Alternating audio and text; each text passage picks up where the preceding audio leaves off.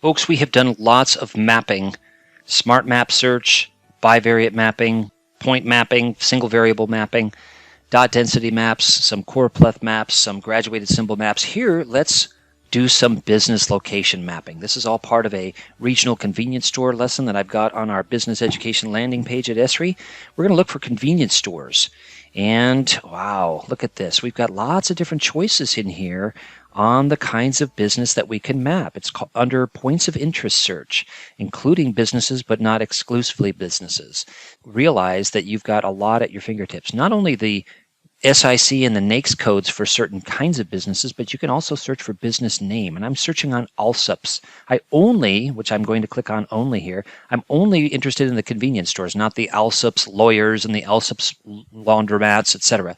So look at the cluster. It's a West Texas, New Mexico chain. And if I cluster points, I can see dynamically and almost in instant real time how many points are in these different clusters. I don't want to cluster them, so I'm going to leave that off so I can see the whole pattern. But isn't it amazing that you've got this dynamic content at your fingertips using the advanced JavaScript tools that these maps are based on? So ALSUPs, West Texas, New Mexico, I see the distribution of the chain right there.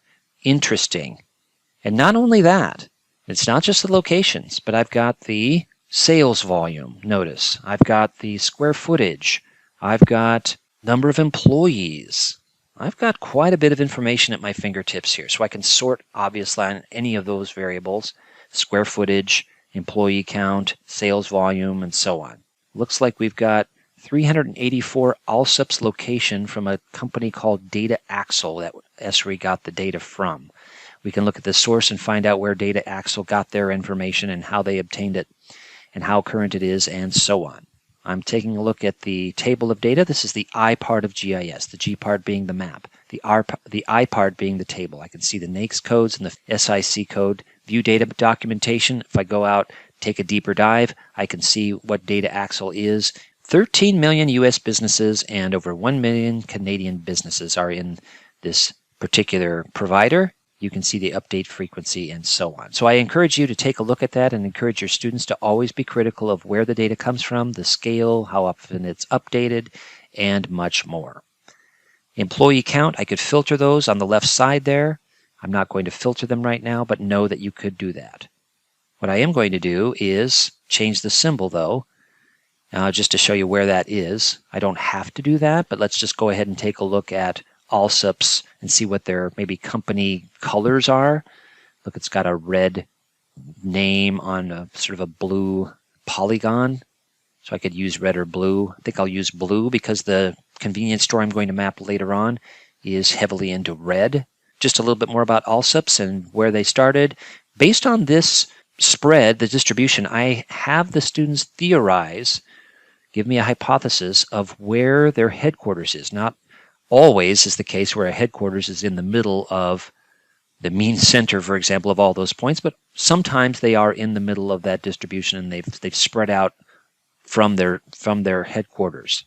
Notice I've got one in Iowa. Now I know that ALSUPs just went through a merger/buyout, so maybe that's one of their parent companies that bought them, operating under the ALSUPs name there, and it used to be called something else. Interesting, but traditionally West Texas and New Mexico, as you can see here. That was under points of interest search. Now I'm going to look for a different name. I'm going to call it Casey's. I'm going to be interested in only the Casey's general store, the Casey's convenience stores. What's the distribution of Casey's? I only want Casey's convenience stores. I don't want the lumber yards, the florists, etc.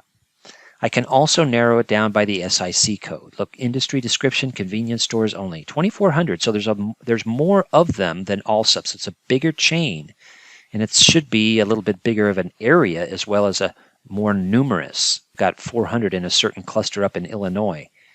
And so I can, just like for ALSUPs, I can cluster these or not cluster these.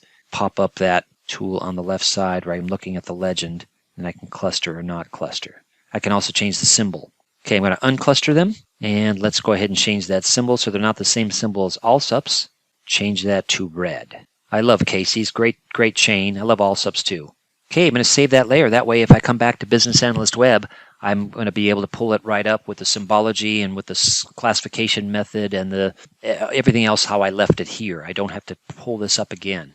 Let's go ahead and change the symbology for ALSUPs. Save that as a layer as well. Being sensitive to people's bandwidth, I'm not going to be yielding to my temptation of making this a custom symbol because there's so many of them. I'm going to leave it at these basics, but you can certainly customize the symbol if you want to. Just again, be sensitive to bandwidth. Interesting pattern. Why don't these chains, by and large, overlap each other's territory? And also notice that there's sort of a band in Oklahoma that doesn't have very many of either one of those. So for further investigation, look at Love's convenience store chain. That's centered in Oklahoma, and that takes up some of the gap that you see there. Why do certain cities have more ALSUPs or more Casey's than other cities? It's not always the larger cities. Now, ALSUPs did start in Clovis, New Mexico. That's where their headquarters is. Modest-sized town, not that big, but there's a lot of them there, in part because their headquarters is there and they started there. But Casey's, there's more in Omaha than in Fremont, Nebraska. There's more in Des Moines, Iowa than in Cedar Falls, Iowa. Right? Population is a determinant, but not the only determinant. Change the base map so you're not occluding your main point of interest, which is, of course, the convenience stores. But if I zoom in, I can see the actual imprint of where these stores are in terms of the land use, land cover. I can see the awning where the gas pumps are located under. I can see the actual convenience store, which is a little bit of a bigger building footprint. But you can actually see the sites. Are these located in commercial areas, residential neighborhoods, industrial areas? Of course, the zoning matters, so we could take a look at zoning maps, and we could add those in as well.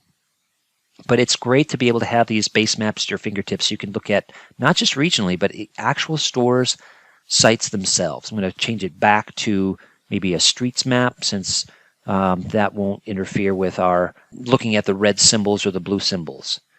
Okay, this one is near a major interchange on I-80. Makes sense why these things are located where they are, and indeed, they all use Geographic Information Systems, or GIS, to determine where they're going to be located. And indeed, in our next part of the lesson, we're going to use Business Analyst Web App to figure out where the best place would be to expand one of these convenience stores to a site that would be fruitful and an area ripe for expansion. Thanks for being with me.